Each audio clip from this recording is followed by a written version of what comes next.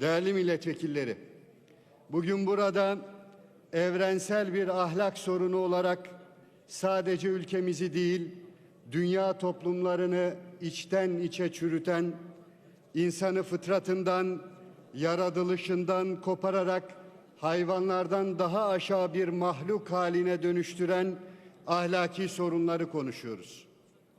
Neslimizin devamını ve toplumumuzun temel direği aile mefhumunu tehdit eden zina, fuhuş, eşcinsellik, tecavüz, çocuk istismarı gibi suçlar, insan aklını tehdit eden içki ve uyuşturucu madde bağımlılığı, canımıza kasteden insan katli, terör ve kadına şiddet.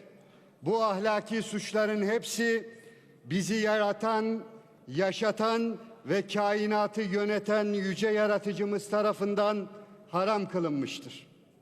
Yüce Allah bu ahlak dışı davranışlar hususunda insanoğlunu şu ifadelerle uyarmaktadır. İman edenler arasında büyük günahların, hayasızlığın, gayrimeşru ilişkilerin, zinanın, kural tanımazlığın, eşcinselliğin ve ahlaksızlığın yayılmasını isteyen kimseler ve gruplar için dünyada da ahirette de elem verici bir azap vardır. Hem dünyamızı hem de ahiretimizi mahvedecek, insanlığı büyük bir çöküşe sürükleyecek, yeryüzünde önü alınamayacak bir fesadı yaygınlaştıracak bu suçların tek bir tanesinin dahi insanoğlunun yararına olduğunu iddia edebilecek aklı selim sahibi bir insan evladı olamaz. İnsanlık tarihi bu suçların yaygınlaşmasıyla çürüyüp giden kavimlerin örnekleriyle doludur. Bize göre can, akıl, mal, nesil, aile hepsi insan varlığının devamı ve sağlıklı bir toplum için korunması gereken en değerli mukaddeslerimizdir.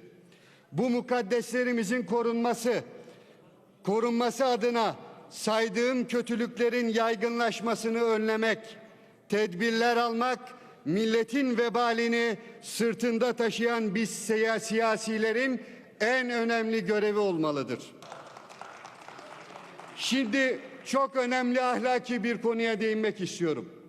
Benim çocuğum eşcinsel pankartıyla, Kürdistan vardır, eşcinsel haktır, genel ahlaksızlık talep ediyoruz pankartıyla, mübarek bir Ramazan ayında Şaban'la Recep'in aşkına Ramazan engel olamaz tabelalarını taşıyacak kadar alçaklaşarak dini ve ahlaki değerlerimizle alay eden gösterilere bazı vekillerle birlikte kol kola katılanlar, Fatih Sultan Muhammed Han'ın emaneti İstanbul sokaklarını tarihte görülmemiş şekilde anadan üryan görüntülerle kirletenlerle kol kanat gerenler, Allah'ın Kur'an'ında lanetlediği toplumların helakına sebep olacak bir hastalığı oy devşirme adına meşru göstermeye çalışanlar, şimdi kalkmışlar eşcinsel olduğunu ifade eden ve bu çocuğumuza sarkan bu aşağılığın işlediği fiilde sorumlu alıyorlar.